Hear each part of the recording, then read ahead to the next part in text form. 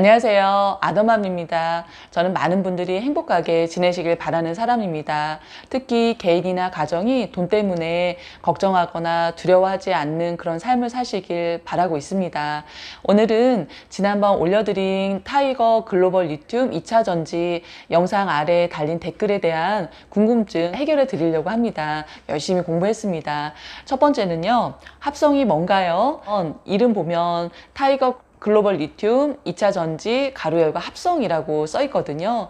그때 합성이라는 건 자산 운용사가 직접 ETF를 운용하지 않고 통해서 증권사와 계약을 해서 증권사에게 운용을 맡기는 그런 형태입니다. 그래서 수수료를 지불을 하고요. 거기서 나오는 수익률을 취하는 그런 파생 상품이라고 공부를 했습니다. 그러면 보수는 어떻게 되나요? 이렇게 질문을 하셨어요. 우리가 공식적으로 보여지는 연 보수는 0.49%입니다. 그런데 이건 우리가 자산운용사에 내는 수수료고요. 자산운용사가 증권사에 어떻게 보면 일을 시키는 거잖아요. 그럴 때 주는 수수료는 1에서 3%라고 공부를 했습니다. 그런데 이런 수수료도 이제 저희가 내는 거예요. 그래서 총 연 보수가 2.49%가 됩니다. 그래서 이런 보수는 우리가 산 그 ETF 순 자산에서 그 연으로 계산해서 이렇게 자동으로 알아서 빠져나가는 거고, 그래서 빠져나간 나머지 주가가 이제 성립이 되는 겁니다. 그러면 또 합성인데 괜찮은가요? 이렇게 질문을 하셨어요. 그러니까 좀 위험하다는 말씀이죠. 이거는 자산운용사가 증권사에 이제 돈을 맡겨서 고객들이 투자자들이 그러니까 이렇게 투자를 한 돈을 맡겨서 한번 운용을 해봐라 했는데 증권사가 망해버렸어요. 그러면 그때는 어떻게 해야 되나 뭐 그런 걸 말씀하시는 거죠.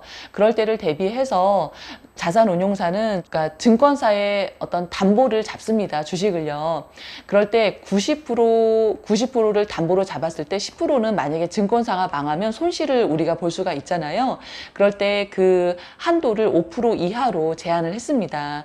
그래서 한국거래소 홈페이지에 들어가 보면 그런 내용이 나와 있어요. 그러니까 타이거는 미래 에셋 자산운용이잖아요. 그곳에서 글로벌 리튬 2차 전지는 KB증권, 메리츠증권, 삼성증권에 이제 위탁을 해서 이렇게 운용을 하는데 순 자산은 800억이 넘고요. 그리고 위험 평가 비율이 KB증권은 0.43%, 메리츠증권은 0.72%, 그리고 삼성증권은 0%였습니다. 그러니까 많이 위험해 보이지 않아요. 그래서 저 같은 경우는 투자를 계속 할 생각입니다. 앞으로 2차 전지나 전기차 그리고 리튬 산업에 대한 전망은 아주 밝다고 보거든요. 그래서 보수 2.49%좀 내고요. 그리고 뭐 증권사나 자산운용사가 망할 일은 별로 없으니까 안심하고 투자를 꾸준히 해나갈 생각입니다.